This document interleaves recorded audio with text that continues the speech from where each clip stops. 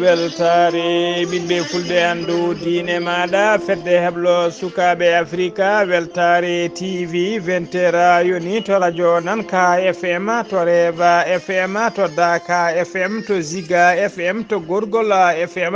to lexeyba fm ko on takkusan juula ha to galle mboji abou mariata to naccode ko taari ɗum kala ene jeeya e gardidi kabaruji men to leydi Mauritanie gouverneur mo Guidi Maga suuti konnguli musɗiɗo feewi taw koko fate menace wonande kay gouverneur uji tawteɗi e falde ngaabu wideɓe kay kala nde cumu waɗi e nder nden falde ko coko joom wuro ngo hande baɗɗo cumu ngu yiita kala to leydi Sénégal fo biyeji kewɗi jiitama e nder wuro tawtego e nder banlieue to Dakar wiyetego Malika kalis kewɗo taw ko fo biyeji wondude e machine e lawƴiri o haalisa yitama toon to leydi Mali ko escroji ɗiɗi wiyatnoɓe ko kañumen mbiyete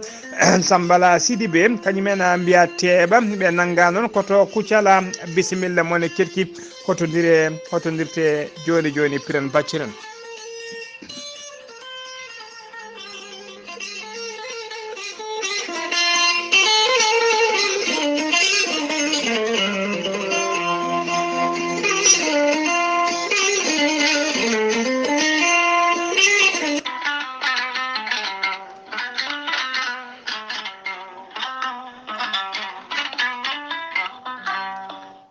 fulɓe mbi kala ko ɓooyi juuti Allah ne wela gonga ne tawa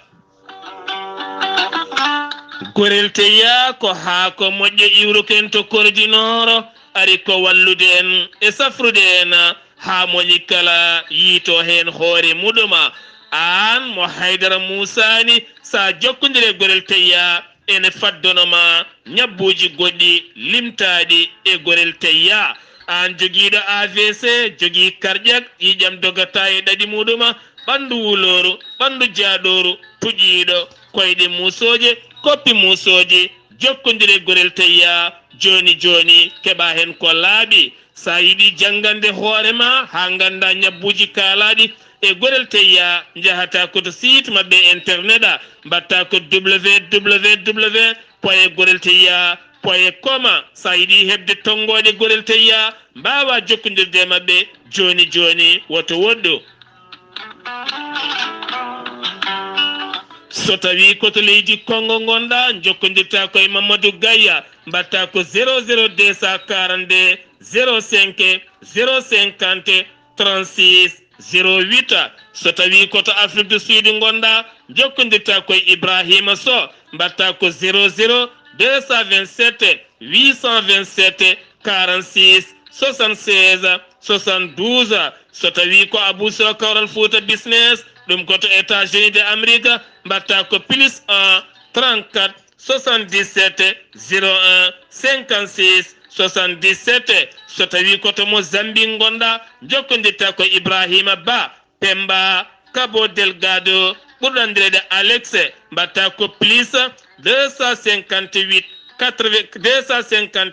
86 128 77 21 so tawi koto leydi France gonɗa jokkodirta koye Haruna Gayda mbatta ko 00336 50 99 64 43 musidɓe tedduɓe mbadden dando faade gorel teya jaam tan woni hen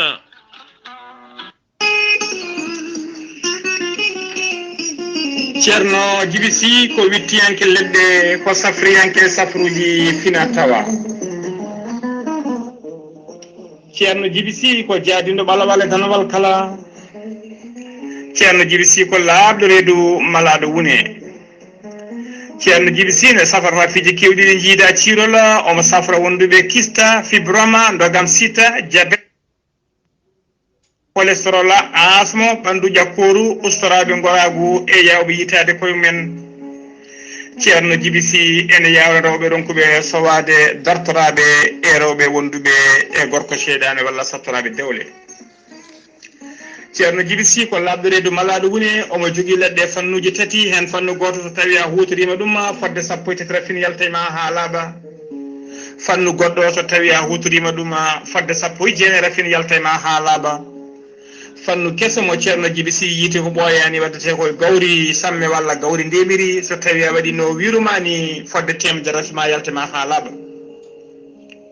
ceerno Djiby Sy ene jogii pegge usula bawɗe neldede kala nokkus neɗɗo woni taw ko ɓeydoje arsigaji pirtoji dabaruji ceerno Djiby Sy ne yawran ɓen ɓe arsigaji men kippi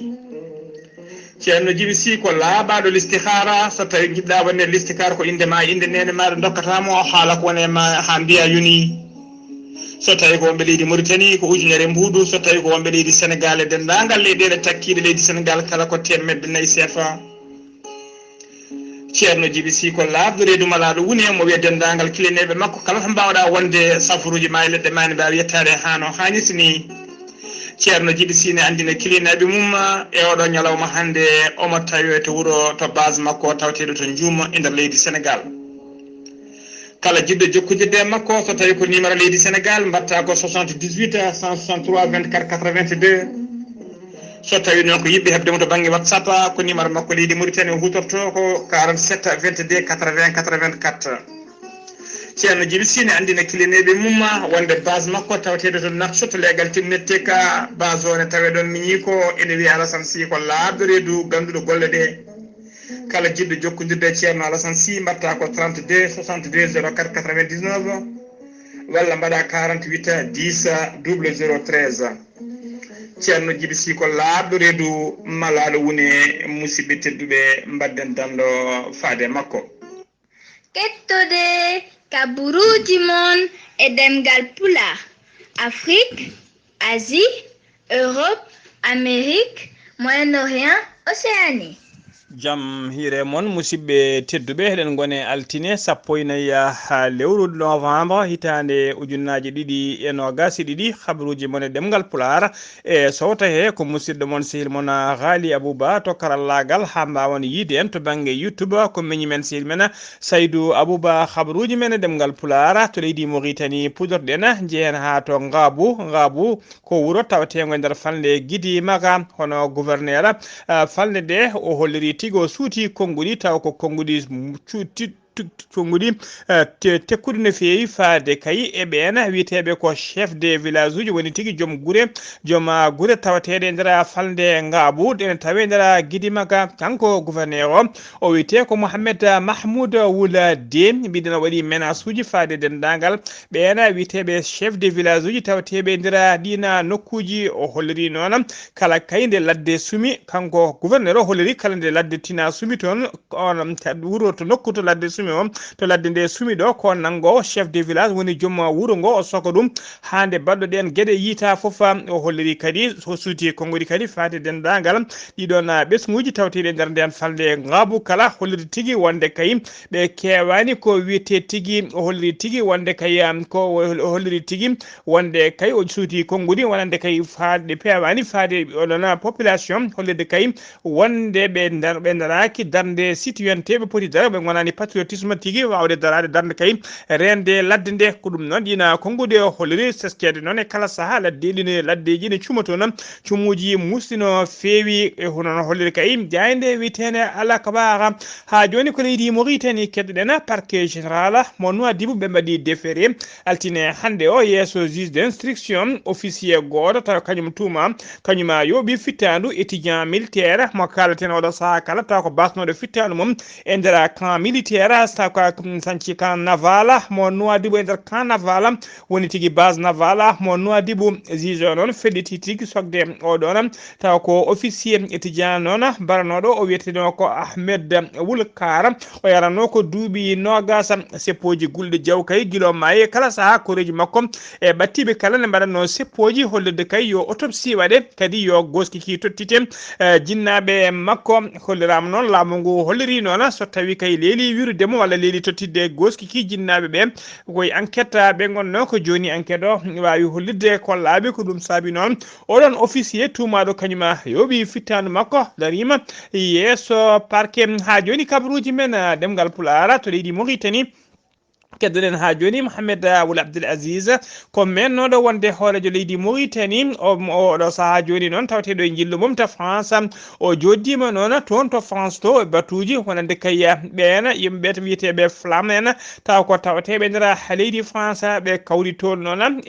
koɓe kawri toon ɓe mbadda junggo e fandu eɓe tafa kay ko wiyete plateforme taw ko on plateforme noon ko concertation et de suivi ɓe ndendina kay dole mabɓe beele kay ɓe iniri on plateforme noon ko MI woni tigui engagé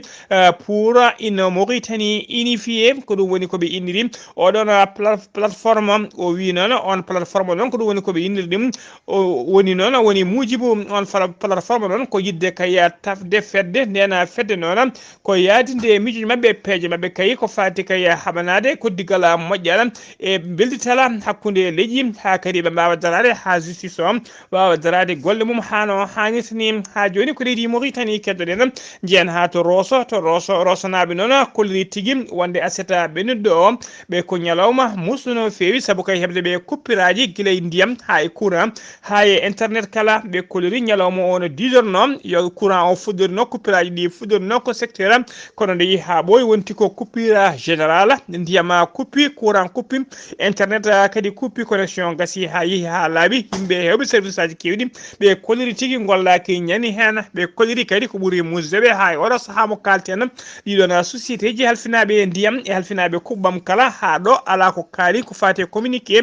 holko saabi ɗiɗon kuppiraji ene teska noon wuuro Rosgo e kala saaha eɓe keeɓa kuppiraji courant baaɗi ni hennene koto leydi Sénégal paaden to leydi Sénégal ñande aseta ɓennuɗo o Sénégal naaɓe wurɓe to Paris lamorgo leydi France e ko taari ɗum kala mbawino fottidde mbaɗi puttal mumen mbaɗi seppo mumen gona seppo noon ko hollirde metti mumen e namda ko janggugol oɗo jandi yanke biyeteɗo Papa Alé Niang ɓe erima laamu leydi Sénégal e nder seppo he nde woppitamo ko ɓuuri yawde e yaccade gon seppo noon ɓe mbaɗi ɗum ko yesso nokku biyeteɗo Medipar ha joni ko leydi Sénégal keddoɗen e on fannu ha joni Alioune Tine ko fondateur woni tigui casɗo tofɗo ngal catala biyetegal Africa Zone Centre o kon on noon ko activiste molanteɗo Allah o waɗi erago faade e nder hello makko o waɗi erago taw ko ɓataki o windi to hello makko Twitter faade Macky Sall horeji leydi ndi nde namde on ñaagui ɗum noon e nder ɓataki he nde woppitta oɗo jandiyanke biyeteɗo Papa Alé Niang ɓataki o noon koni tigui lellori excellence horeji leydi Sénégal hono Macky Sall ɓeɗo ñaguima ne goppitta jandiyanke biyeteɗo Papa Alé Niang kañum e dendagal sokaɓe tawa kadi cokkira ko haalde miijoji mumen tinno waɗa tinno tiiɗi waɗa feere kolno goppitira saabu kaya nanggugol mabɓe nanggugol ɓeeɗo ene ruttina yatira ɓaawo démocratie leydi Sénégal ene hebbina ɓerɗe kadi mette oɗo saaha joni yimɓe kala ɓerɗe men ko biddaka mette o holliri noon saabu kay holno tension heewita e ɓerɗe yimɓe ne wawi fuccitade ɗum ɗon kadi wonta musibaji gonɗi ɗum noon ko wona wonta ɗum ko menace wonande kaya ɗina holla noon tigui holliri man tension heewita e ɓerɗe yimɓe ɗum ko menace woni tigui ne wawi fuccitade e kala saaha ha joni kabaruji men ɗemngal pulaar to leydi Sénégal jiyan ha to Bignoma noon ko tana musto waɗi toon ñande jamma aset ne wiyata alerte ñande jamma aset ne wiyata alerte sappo e tati lewru novembre nde gonɗen ɗum ko chauffeur taxi kalando kañum tigui wara toon tawi kadi ko laaɓi o warda ɗum noon o wara ko nder wuuro e witego sutu noon tawete nder département mo Bignoma kanko baraɗo noon chauffeur o wiyetno ko Mamadou Dioba ko client goto dépose no toon nde o artat nde noon ko don tigui o ɓilodiri e goto biyeteɗo Marcel Coly ɓe duddi hen noon haare naati hakkude mabɓe ko ɗon Marcel Coly o itti laaɓi yofi fittandu makko ko ɗon o welti aduna Marcel Coly ko ɗon naati e soinde goski makko noon artirama to morgo hôpital to autopsie nana waɗe hen habaruji men ɗemngal pulaar ha joni to leydi Sénégal jiyan ha to Touba ñande jamma asen ne wiyata alen ndene toon Touba ko babiraɗo goto walla sagata gorko goto jaro duuɓi capantati e joyyi ko kañum tigui fittandu mum itta tawa ene maayi ene leli e nderaji e dow ƴiƴa mum ɗum noon koto gara bu makka e ndera wuro Touba police e sapeur pompier noon kañumen ngari ha toon kañumen cuuti ɗon goskiki ɓe mbawi nawde ɗumen to morgue hôpital mata Boula Fawzeyni e mo Touba gara bu makka noon e jeere takkini sa ɗon kala teska tigui kewgol bandiji e kewgol bandiji e sasi yeɓe ko ɗum saabi e kala saaha yimɓeɓe ne namdo tigui nde ɗon waɗete poste uji ɗi contrôle e kala saaha beele bandiyagal ne usto hen ha joni ko leydi Sénégal keɗoɗen haɓade ko fati fo biyeji e nder leydi he ene jokki ha joni caggal kayde haalis kewɗo taw ko fo biyeji nanggano to Thiès joni kadi ko réseau mawɗo taw ko on réseau mawɗo yiita tigui e nder banlieue goto tawmo Dakar on réseau yiita ko ñande 6 lewru novembre he dikka woni division d'investigation criminelle ɓe keeɓi tigui kaɓaru wonde réseau mawɗo taw ko fo biyeji ne tawe to Malika e nder galle goto nder immeuble goto nden noon police ɗi jeeyi ha toon gone ordoyade ko ɗon tigui ɓe jii sagataɓe ɗiɗo ne gone dow moto ne jaaha mbaɗa ya garta ko ɗon tigui ɓe pulli soupçonde ɓen ɓe teeɓi ɗumen noon nde ɓe teeɓi ɗumen ɓe tawi dow moto mumen ene jogui sachet o noon ene waɗi lowji ɗiɗi taw ko fo biyeji taw ko fo biyeji noir de cuwalaw jeede nde ɓe fuyiɓe nde kadi ɓe tawi mabɓe ɓe jogui produit ji goɗɗi poudre taw ko on poudre noon kañum woni ko lawƴirte ɗiɗon haalisaji biyeteɗi fo biye noir ha gonta fo biyeji tigui ɗiɗon noon nde ɓe nangga noon kamɓe nde ɓe nangga ɗon noon hen goto ene wiye Mama Alassane Ngoma goɗɗo o ne wiye Alassane Fala kamɓe ɗiɗo kala noon ɓe kolliri wonde kay ɓe gollonto ko goto biteɗo Aliou Diaw on Aliou Diaw noon ɓe kolliri ene jogui fodde temedde 3 millions fodde 300 millions taw ko franc CFA foof noon taw ko biyeji noir fo biye kanko Ali Diaw noon ko gendarmerie mo Foire nde losgoji waɗat tawa tigui o ɓiili koye gendarmerie mo Foire tawa kadi o nanguira ko gueɗe goɗɗe tawa jiiɗa ko fate ɗiɗon fo biyeji kamɓe digui noon ɓe kolliri ɓoyata maɓe namdo gendarmerie mo Foire nde wawa tottiteɓe on biteɗo Ali Diaw beele losgoji ne mbawa tigui jokkede mumen e oɗo saaha joni ko fati oɗon alhaali fo biye yimɓe ɗiɗo yimɓe kadi nayo waɗɓe ene jiile taw juuɗe men moddude e oɗon fo biyeji ɓe kolliri kadi ɓe jiiti toon laboratoire woni tigui nokku taw koto haalis lawƴete ha joni kabaruji men ɗemngal pulaar to leydi Sénégal ha joni keɗoɗen APR ko alliance pour la république ko landa hoore leydi Macky Sall ardi APR noon tawe sunare mawde no fewi jaltugol aduna goto e mawɓe mabɓe to banggue duuɓi taw kadi ko jaggal manggal e landaka biyetenoɗo Bira Sissow noon ina yaranno e duuɓi 63 ko aleda hanki o hooti e jomi ko o meeɗino wonde député e landa socialiste woni parti biyetega PS ko caggal noon nde landa socialiste fuɗɗi fusde ko ɗen tigui o tawtoyi APR ɗon tawtoyi APR o ardinoma kadi omo jeeyno noon e collectif décharge landa APR o meeɗino wonde premier chef des bureaux de l'agence de la presse sénégalaise mo Linguère o meeɗino wonde kadi directeur école élémentaire mo Bamol So on tawte koto barkeji eɗen mbiyata ko altine hande o wira sanga 14h to Bamule Yoff to winde ceerno Habous Diallo hoore jeɓɗo sukaɓe Afrique en nuldi duwawuji faade dendagal ɓesgu makko ko noon kadi e dendagal yimɓe APR kala ɗe mbiya yo Allah yurmomo yafoma harnamal janna kanko e dendagal mayɓe julɓe kala habaruji men ɗemgal pulaar ha joni to leydi Sénégal jan ha to Ziguinchor jabɓuɗen musidɗo men sehil men Amady Saga Kébé assalamu aleykum rahmatullah. Salam wa rahmatullahi ta'ala wa barakatuhu. Ghalii Abuu Bah salmitama e dendagal hettoɓe Weltare TV. Kabaruji garanɗen ɗo e nder Ziguinchor jeeten ko to e département Oussouye. Jinne Moussa Maymouna ina wayno yillima on toon banggue naati e école goto 60 elew jani ɗum noon kamɓe fof ɓe moɓodiri wuro ngo fof ɓe jeehi toon wadde dowuji e sadakeji ɓe mbaɗi alerte no ɓe noddi kala ceerno bawɗo yaltinande ɓe Jinne Moussa Maymouna naɗɗo gayenna o kala ko wiɓe maɓe job ɗum noon ɓe kaali ɗum e radio ji kala ceerno noon bawɗo yo ya notoyo toon beele no wawa yaltinande ɓe Jinne Moussa Maymouna ɓe jomma kala ko mbiɗa ina wayno sona ko Ziguinchor jaɓɓima ɗo henna Mody Diagne Fada Mody Diagne Fada ko kanko hetti e sona kuusuji kanko de wonko habri o wi golle tenoɗo gaɗe e gasi mahateje ɗe joni ɓe paari tan ko sodde guerte ina wayno kilo gerte hikka noon laamu ngu waɗi ko 55 ko ɗum sodata aɗa jogui gerte ma noon ko beeleɗa fof jeeya kono noon laamu ngu kam sooda ko 55 ɗum noon ɓe jaltini 2 milliards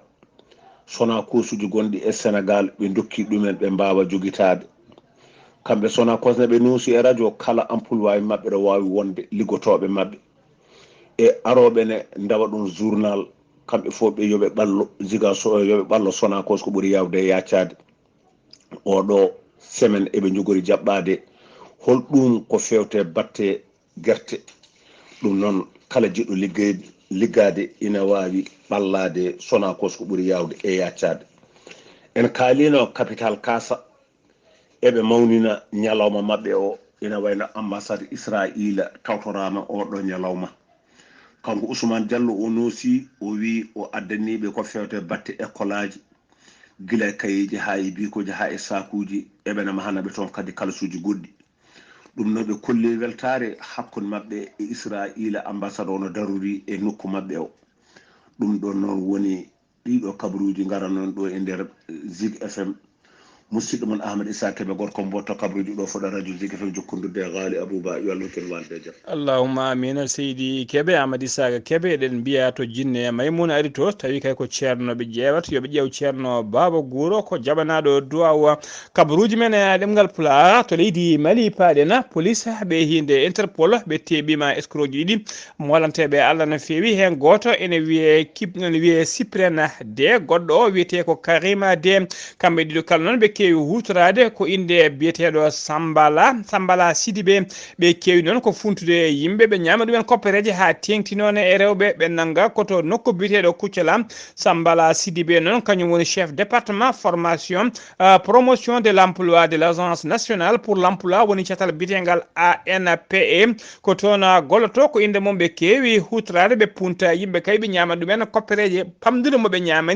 ñamini ɗum 40.000 francs CFA woni ujunnaje jeetati ko tina tan portuɓe plainte ji mumen fodde 50 debbo ko teskiɓe tigui ko kalis mumen ñama ene qime ha million taw ko francs CFA nden noon de police Interpol fuɗɗi ummanade ko ɗon tigui kamɓe kala ɓe teeɓa taggal ɗum noon ko addi keɓe teeɓe noon taw biyeteɗo Sambala Sidibé moɓe kutorto inde mum mo tawa yehino tigui portoyde plainte to police to brigade d'investigation judiciaire mo police national ko nden tigui ɓe ummini koɗon losgoji haɓe mbiya teeɓe oɗo saaha joni eɓe tawe e juuɗe dadiɓe kanko Sambala Sidibé noon omo yetta omo jarna lamgu kay darde mum fayidinde fewi haɓe mbawi nangude ɓeɗo wuyɓe ha tigui image makko wawi lawƴede ha laaɓa saabu yimɓe hewɓe cikkan noon ko kanko waɗata ɗeɗon gueɗe kabaruji men ɗemgal pulaar udditen kabaruji men ko ñalawma hande o ko altine 14 lewru novembre ko ñalawma windere nde mawninta ko fate haɓade oɗo mboros tampinɗo hande windere nde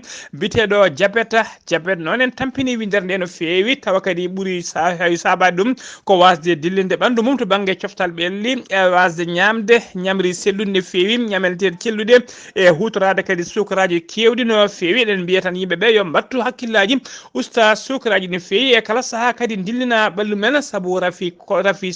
oɗon biteɗo jabbeta ko rafi musɗo no fewi ko rafi kadi joɓotoɗo pittali eɗen mbiya yimɓe kadi yo tinno ne ɓaɗata koyemumen dépistage e kala saaha yo neɗɗo ya ƴewtoyo ɓandu mum ƴewata sukara mum yarata guila ya law sagal kayde neɗɗo teski ɓandu mum ne jaaɗa walla ne yiile walla saaha ɓandu mum ne ŋata walla kay so tawi jamma ari ko famdi kala ɗe hijjito fodde laabi ɗiɗi ha laabi tati aɗa yaaha tarode wat feere ummoɗa guila law jaaha ƴeewoya to sukara ma yarata saabu